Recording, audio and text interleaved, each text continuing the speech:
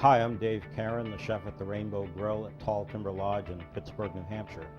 Tonight we're doing Trout Almondine, so let's get started. To start, we're going to make an almond flour. So we take sliced almonds, put them in a food processor, and we're going to pulverize these until they're just very fine like a flour. So now the almonds are ground fine enough, and we're going to take a half a cup of just regular flour and add that. And we're going to grind it some more just to blend the two. Now we're going to add another half a cup of almonds, and we're going to grind those up about halfway just to give the flour some texture.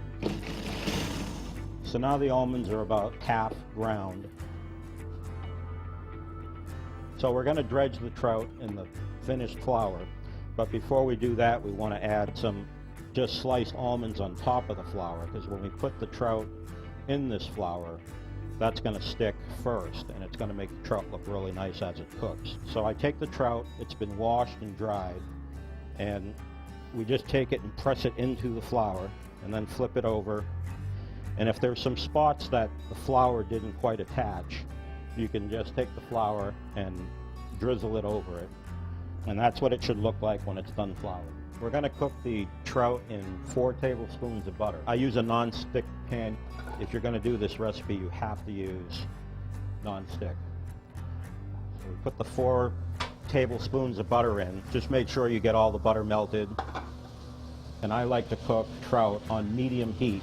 And once the butter's melted, you take the fish, and if there's any excess flour on the fish, just shake it a little bit, because that excess flour, if you left it on, it would burn.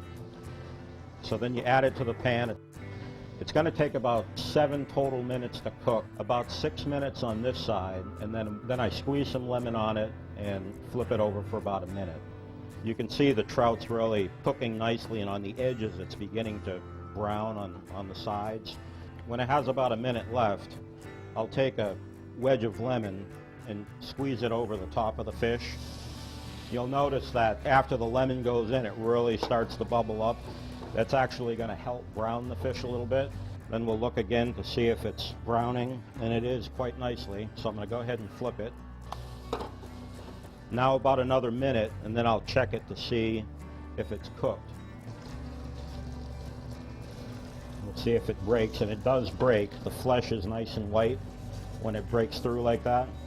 And if you just lay it back down, it goes back to retain its form. And now we're going to make the sauce. So after you take the fish out of the pan, you clean the pan out.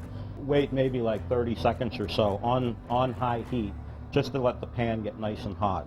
And then you add approximately about 1/8 of a cup of frangelico, and then you flame it. After the flames subside, you can add 3 tablespoons of butter.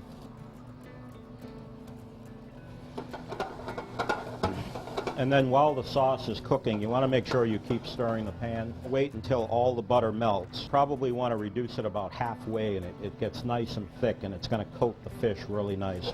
And as you shake it, you can see that it's getting nice and thick. So after the sauce is reduced by half and it's nice and thick, then you just take and coat it all over the fish, and it always makes the fish really look great for a presentation. So here's the Rainbow Grille's Trout Almondine. I'd love to cook some for you, so come on up to Tall Timber Lodge in Pittsburgh, New Hampshire. We hope to see you soon.